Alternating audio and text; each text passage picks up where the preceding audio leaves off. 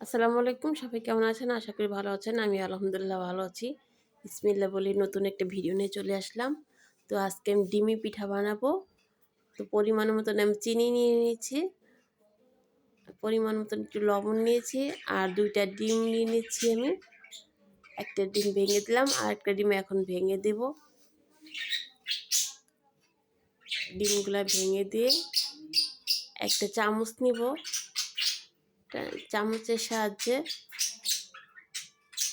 একটু নেড়ে দেবো আমি, ভালো করে মিশাবো।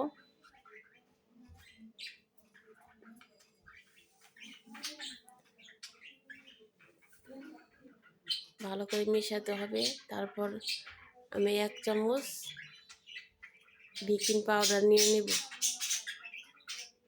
আপনারা ছোলাও দিতে পারেন, কি বেকিং পাউডার দিতে পারেন, আপনাদের ইচ্ছা মতন। মিষ্টিটা একটু বেশি দিলেও ভালো লাগবে। যাদের ডায়াবেটিস তারা কমিয়ে দিতে পারেন, আপনাদের ইচ্ছা। তা ভালো করে আমার ফেটা শেষ, চিনিগুলো গলে গেছে। এখন আমি পরিমাণ মতন ময়দা দিয়ে দিব। পরিমাণ মতন ময়দা দিয়ে দিব। ময়দার রুটির খামির মতন ময়দার খামিটা করতে হবে এখন। এই যে আমার খামিটা করা শেষ। এখন আমি রুটি মতন একটা মোটা পরতের একটা রুটি বানিয়ে নিব। রুটিটা বানিয়ে আমি একটা মুখা নিয়ে নিব। মুখার সাহায্যে দিয়ে ছোট ছোট করে আমি কেটে নিব। রুটিটা বড় করে বানাতে হবে, যে কয়টা হয়।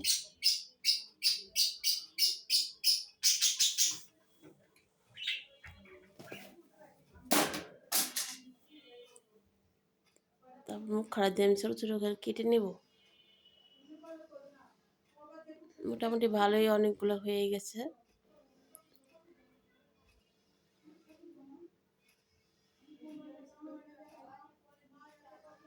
তারপরে আমি পাশে একটা ফ্রাই প্যান নিয়েছি।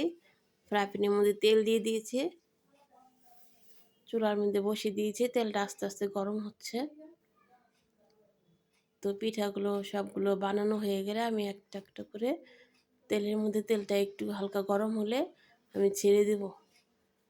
তেলটা হালকা গরম হয়ে গেছে, আমি সবগুলো আস্তে আস্তে এখন দিয়ে দিব।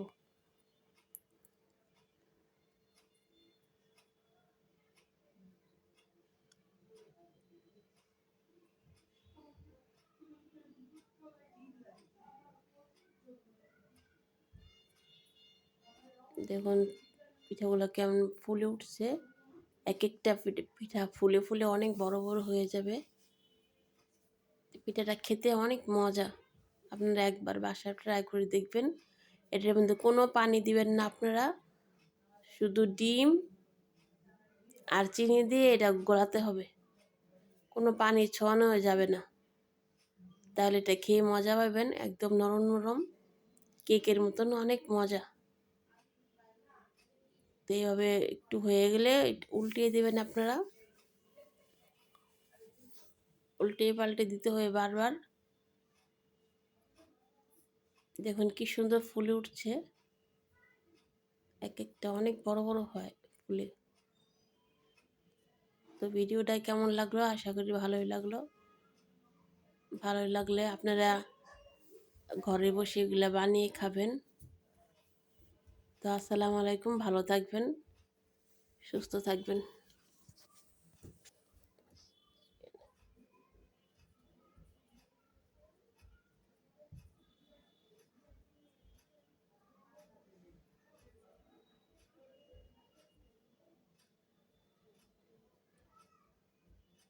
ঠিক আছে, ঠিক আছে।